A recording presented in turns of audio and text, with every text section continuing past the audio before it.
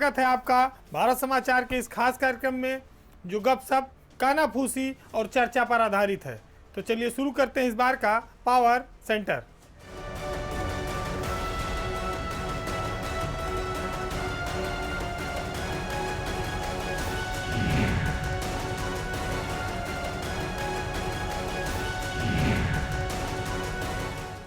UP में जब BJP सरकार बनी थी तो उसने बड़े बड़े वादे किए थे। अब वही वादे जब चुनाव करीब आ रहा है विधानसभा का तो उसके लिए मुसीबत बन रहे हैं। खासतौर से युवा और बेरोजगार ये सरकार से लगातार सवाल पूछ रहे हैं कि भर्ती कब होगी।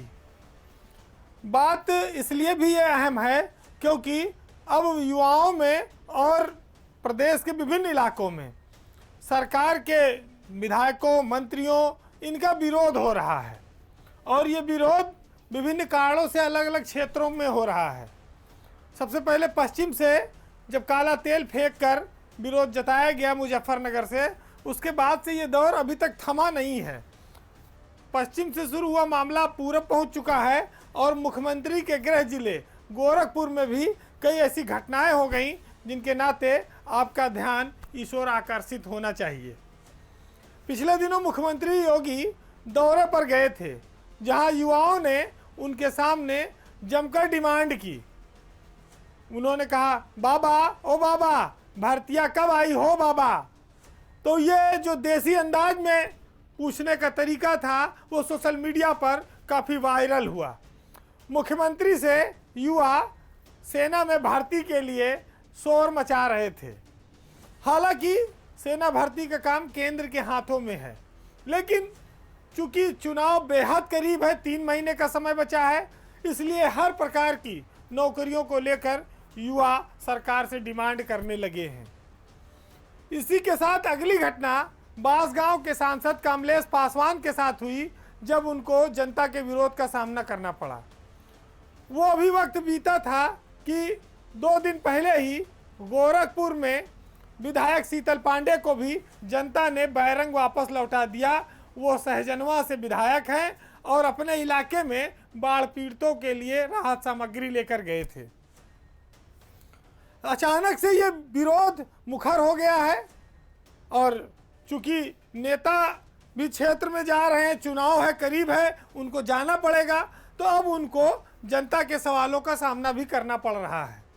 कहा गया है कि अतीत में जो वादे किए जाएं, राजनीति में वो सोच समझकर होने चाहिए, क्योंकि जब सरकार बन जाती है तो उन उम्मीदों को पूरा करने का बोझ भी होता है और जनता पार्टियों के उन वादों पर ही भरोसा करके उन्हें वोट देती है और जब वो वादे पूरे नहीं होते तो वो खुद को ठगा महसूस करती है।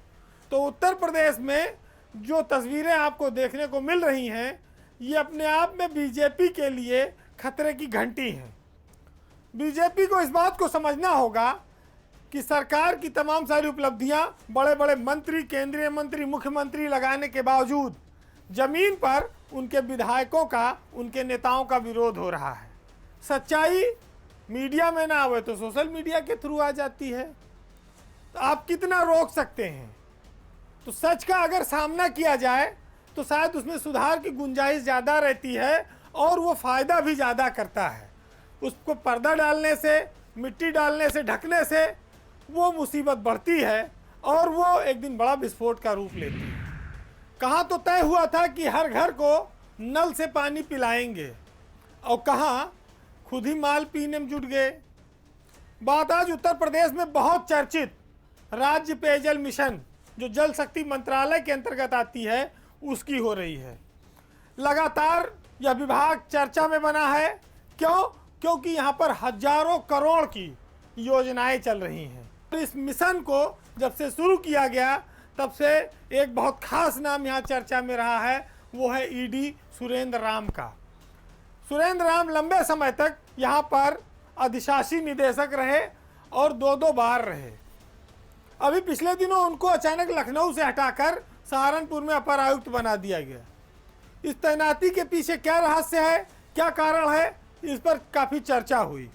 लेकिन इसके अलग एक चर्चा और है, वो है आम आदमी पार्टी के सांसद संजय सिंह की। वो लगातार पेयजल मिशन में भ्रष्टाचार के मुद्दे उठा रहे हैं और जो वहाँ पर टेंडर हो रहे हैं, ठेके उठ रहे हैं, जिन कंपनियों को काम दिए जा रहे हैं, उन सब को पूरे सिस्टम पर वो सवाल खड़े कर रहे हैं। हालांकि जब 5 साल की परियोजना आई थी तो 1,20,000 करोड़ रुपया इसके लिए बताया जा रहा था, लेकिन अगर 70-80 हज़ार करोड़ रुपया भी अगर इस पर खर्चा हुआ तो वो भी बहुत बड़ी राशि होती है, वो भी मामूली पैसा नहीं है। इस विभाग के मंत्री हैं महेंद्र सिंह और प्रमुख सचिव हैं अनुराग श्रीवास्तव। आजकल इस विभाग में अधिशासी निदेशक का काम आईएएस अफसर अखंड प्रताप सिंह के पास है। अभी संजय सिंह ने एक रहस्योद्घाटन किया कि ये जो राज्य पेयजल मिशन है, इस मिशन को सोसाइटी एक्ट के तहत पंजीकृत होना चाहिए था। भारत सरकार की गाइडलाइन है, कुछ राज्यों में ये पंजीकृत भी है, लेकिन यहाँ पर उत्तर प्रदेश में बिना पंजीकरण कराए हजारों करोड़ की योजनाएं चल रही हैं। मायावती की सरकार में एक एनआरएचएम घोटाला हुआ था जिसमें कई लोग मर गए थे और बहुत सारा पैसा केंद्र सरकार का लूट लिया गया था अनाप शनाप खर्च करके। उत्तर प्रदेश में इस पेयजल मिशन को भी उसी नज़रिए से देखा जा रहा है। जो अधिकारी आज यहाँ तैनात हैं वो जब कभी सरकार बदलेगी या ये भ्रष्टाचार का मुद्दा तूल पकड़ेगा तो उनके लिए ये बड़ा मुसीबत बन सकता है। और पिछला अतीत कामों का ये दिखाता है कि कई सारे लोग आज भी जेल में हैं। दूसरी बात यह है कि इस पेयजल मिशन में 100-100, 200-200 करोड़ के काम अपात्र कंपनियों को देने के आरोप लगते हैं। सबसे पहले बात आई कि साहब ये जो सर्वे का काम हुआ था ये फर्जी है। सर्वे में सैकड़ों करोड़ रुपया विश्व बैंक के आंकड़ों को रखकर खा लिया गया, भुगतान ले लिया गया। फिर थर्ड पार्टी इंस्पेक्शन से जुड़ा मामला आया कि साहब ये भी फर्जी किया गया और इस इंस्पेक्शन पर विभिन्न राज्यों की तुलना में यूपी में ज़्यादा पैसा खर्च किया गया। ये आरोप संजय सिंह सांसद ने लगाए थे। उसके बाद मैन पावर के टेंडर आए, तमाम सारे बुंदेलखंड के इलाकों में जो काम चल रहे हैं वहाँ जो ठेके दिए गए कंपनियों को और उन्होंने जिनको सबलेट किया वो काम, तमाम सारे छेद उजागर कर रहे हैं संजय सिंह। बात यहाँ तक सब चल रही है, ठीक है, लेकिन जब स्टेट में बाकायदा एपीसी की अध्यक्षता में एक कमेटी बनी हुई है इस पेयजल मिशन को संचालित करने के लिए, तो वो इस भ्रष्टाचार पर, इन कमियों पर नज़र क्यों नहीं रख पा रही है। हमारे समाज में बहुत सारी ऐसी कथाएं, किस्से और साहित्य चर्चित हैं जिनसे आप बहुत चीज़ें समझ सकते हैं। जैसे कहा गया कि सब जान के बन गवा, अनजान का करे, और जब पाए गवा माल तो फिर चालान का करे। तमाम आरोप इस मिशन पर लग रहे भ्रष्टाचार के। योगी सरकार में जो सबसे ताकतवर विभाग है उस विभाग में भ्रष्टाचार के लेकर चर्चाएं जोरों पर हैं। सैकड़ों हजारों करोड़ की योजनाएं अपात्रों को कैसे दी जा रही हैं, इसके ईडी सुरेंद्र राम का अब तक क्या रोल रहा है और उनको एपीसीसी शाखा से हटाकर क्यों अपर आयुक्त सहारनपुर मंडल बनाया गया। आप जितनी मुंह उतनी बातें, उन पर कोई रोक नहीं लगा सकता। पावर सेंटर में आज बात एक ऐसी कहानी पर जो हमारे समाज के लिए प्रेरणा की स्रोत बन सकती है। उत्तर प्रदेश से जुड़ी हुई वो कहानी है और ये हकीकत है, उसको हम आपके लिए लेकर आए हैं। एक रिक्शे वाले का बेटा आईएएस है और बहू आईपीएस। बात कुदड़ी के ऐसे एक लाल की जिसको समाज में दिखाना इसलिए ज़रूरी है कि हमारे युवा, हमारी आने वाली पीढ़ियाँ और जो लोग ये प्रोग्राम देख रहे हैं वो देखें और जानें कि कितनी मुफलिसी में, कितने संघर्षों से लोग अपने जीवन को फर्श से अर्श तक पहुंचा देते हैं। माँ बाप के आशीर्वाद से एक सड़क पर पड़ा हुआ बच्चा आज हिंदुस्तान की सर्वोच्च सेवा में है। बात आज बनारस के नारायण जायसवाल की हो रही है जो रिक्शा चलाते थे और उनका बेटा आईएएस अफसर बन गया। मामला पुराना है लेकिन हम आपके लिए इसलिए लेकर आए हैं कि गरीबी, मुफलिसी और अभाव में जीवन क्या चीज़ होता है उसका एक बहुत बड़ा उदाहरण है आईएएस अफसर गोविंद जायसवाल। नारायण जायसवाल का जो परिवार है वो बनारस के अलईपुरा के इलाके में एक किराए के मकान में रहता था। उनके परिवार में उनकी पत्नी और 3 बेटियां और एक बेटा गोविंद था। नारायण उस समय रिक्शा चलवाते थे किराए पर, उनके पास करीब 35 रिक्शे हुआ करते थे। लेकिन इसी दौरान सन 2000 के आसपास उनकी पत्नी इंदू को ब्रेन हैमरेज हो गया। इलाज महंगा था, इसलिए धीरे धीरे एक एक करके सारा रिक्शा बिकता गया। करीब 25 रिक्शा उनका इस बीमारी में बिक गया, लेकिन पत्नी भी नहीं बची, उनका देहांत हो गया। उस समय उनका बेटा जो था गोविंद, वो 7वीं क्लास में पढ़ता था। गोविंद के पिता नारायण ने फिर खुद रिक्शा चलाना शुरू कर दिया। बेटे की पढ़ाई भी जारी रखनी थी। 3 बेटियां थी। बेटियों की शादी में भी उनको अपने बाकी रिक्शे बेचने पड़े। अब एक रिक्शा दिन भर नारायण जायसवाल खुद चलाते थे और उसी रिक्शे से अपने बेटे को स्कूल छोड़ने जाते थे। स्कूल में गोविंद को उसके साथी रिक्शे वाले का बेटा कहकर चिढ़ाते थे, ताना मारते थे। लेकिन यही तो है कि जो जितना दर्द सहता है उतना चैन भी पाता है। ईश्वर को अगर मंजूर हो तो आंधियों में भी चिराग जलते हैं, और गोविंद जायसवाल उसी का एक उदाहरण है। गोविंद ने पढ़ाई पूरी की, फिर वो दिल्ली चले गए आईएएस की तैयारी के लिए। वहाँ वो प्राइवेट नौकरी करते रहे, ट्यूशन करते रहे, और काम कर करके उन्होंने आईएएस की परीक्षा दी। इस दौरान गोविंद की बहनें लोगों के घरों में बर्तन तक मांजती रहीं अपने भाई को पढ़ाने के लिए। लेकिन गोविंद प्रतिभाशाली थे। उन्होंने अपने पहले ही प्रयास में आईएएस में 48वीं रैंक हासिल की और 2007 बैच के वो आईएएस अफसर हैं। वो गोवा कैडर में हैं और आज एक बड़े पद पर तैनात हैं। गोविंद आईएएस हो गए तो उनके पिता ने उनके लिए आईपीएस बहू चंदना लाए। वो आज पति पत्नी दोनों गोवा राज्य में, एक आईएएस अफसर है, एक आईपीएस अफसर। ये कहानी इसलिए कि गरीबी हमारे समाज के लिए अभिशाप है, लेकिन गुर्बत और अभाव के बावजूद तमाम ऐसे गुदड़ी के लाल हैं जो अपनी मेहनत से, अपने माँ बाप के आशीर्वाद से समाज में ऊंचा मकाम हासिल करते हैं। तो आज ये किस्सा गोविंद जायसवाल के पिता नारायण अब तो इस दुनिया में वो भी नहीं हैं, लेकिन हमारे समाज के लिए अब भी ये प्रेरणा बना हुआ है। हमारे युवा पीढ़ी के लिए एक उदाहरण है जिससे लोग सीख ले सकते हैं और अपने जीवन को उसके तरह ढाल सकते हैं। उत्तर प्रदेश के पुलिस महकमे में इन दिनों गपास्टिक चल रही है कि पुलिस महकमे के में सब कुछ ठीक नहीं चल रहा है। यूपी पुलिस के जो मुखिया हैं, डीजीपी हैं, उनको लेकर तमाम सारा संदेश, कानाफूसी किस्सा प्रचलित है। खासतौर से मुख्यमंत्री ने अभी पिछले दिनों जो लॉ एंड ऑर्डर की समीक्षा बैठक की, उसके बाद से मुकुल गोयल की पावर कम होने की बातें कही जा रही हैं।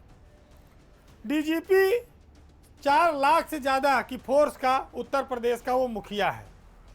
लेकिन ये बात चर्चा में क्यों आई कि डीजीपी हेडक्वार्टर के पर कतरे जा रहे हैं, शासन मजबूत है। मुख्यमंत्री तक ऐसी क्या बात पहुंची कि मीडिया में ये खबर आई कि पुलिस का मुख्यालय और मुख्यमंत्री के कार्यालय, इन दोनों की सिफारिशें ना सुनी जाए।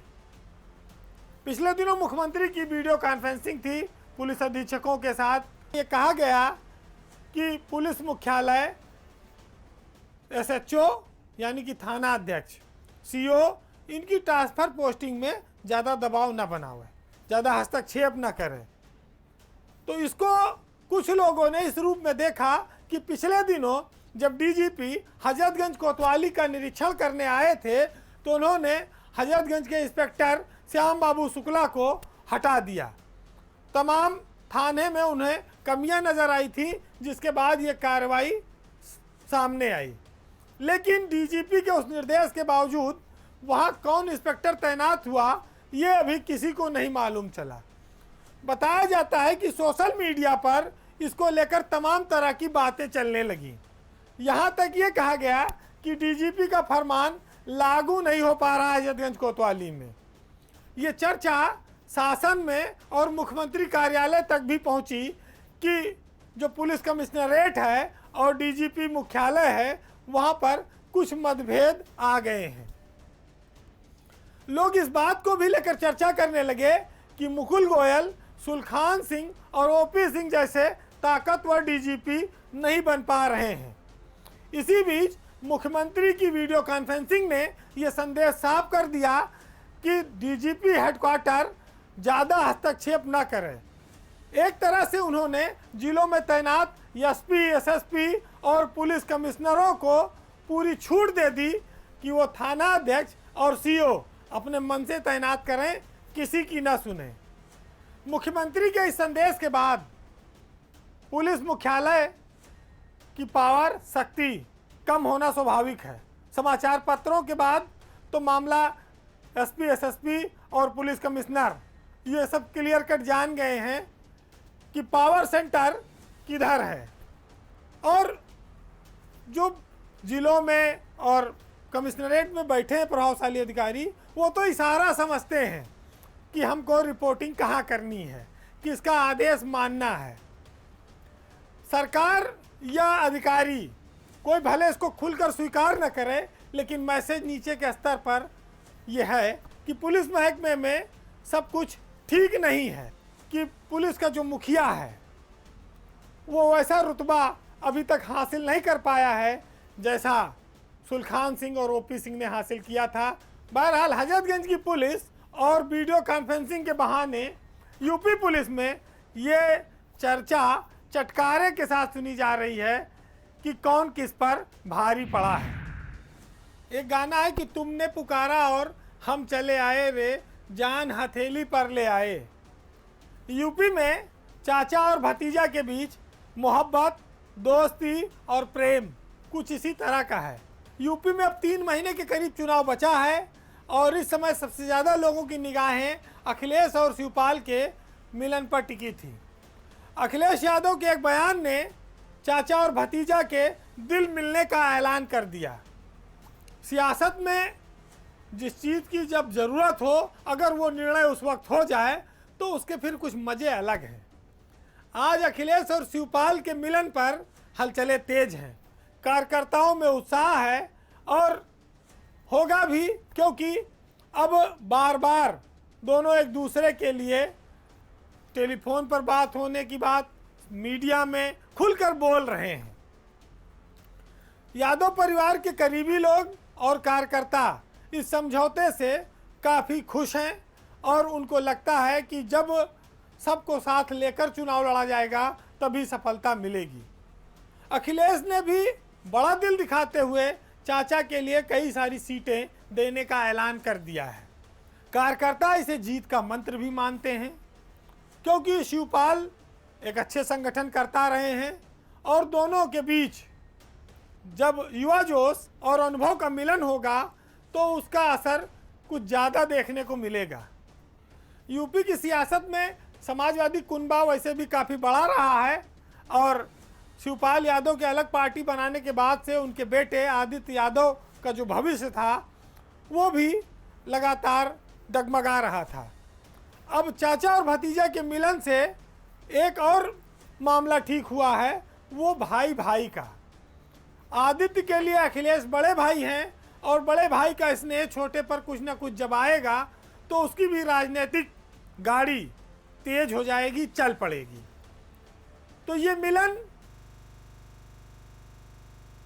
एक साथ दोनों परिवारों के लिए तो सुखद है, अच्छा एहसास देने वाला है, साथ ही राजनीति में एक लंबी पारी की ओर बढ़ने का संकेत देता है। लेकिन जिस तरह से चुनौती है, यूपी में एक बीजेपी बड़ी पार्टी है, उसमें शिवपाल के साथ साथ अभी कई सारे ऐसे लोग हैं जिन पर तस्वीर साफ होना बाकी है। अखिलेश यादव चुनाव और करीब आने पर हो सकता है उस पर बोलें। अगर आप नज़र डालें तो ओम प्रकाश राजभर से लेके और राजा भैया तक भी इस लाइन में हो सकते हैं। हालांकि महान दल और संजय चौहान की पार्टी उनके साथ पहले आ चुकी है, लेकिन ये कुछ नाम ऐसे हैं जो 2-2, 4-4 विधायक कहीं ना कहीं से जिता कर ले ही आते हैं। तो सियासत में जो एक दूसरे के प्रति कभी देखना नहीं पसंद करते थे, दिलों की दूरियां इतनी हो गई कि वो रिश्तेदारी तक में भी आना जाना कम कर चुके थे। कहीं मौके पे मौके मिल जाते थे तो नज़र नहीं मिलाते थे। अब वो एक हैं। चाचा भतीजा के इस मिलन पर, इस गठबंधन पर एक साहित्यकार ने लिखा है कि कभी रात दिन हम दूर थे, दिन रात का अब साथ है। वो भी एक इत्तेफाक की बात थी, ये भी एक इत्तेफाक की बात है। तो पावर सेंटर में इस बार इतना ही। अगले सप्ताह आपसे फिर मुलाकात होगी। तब तक के लिए नमस्कार।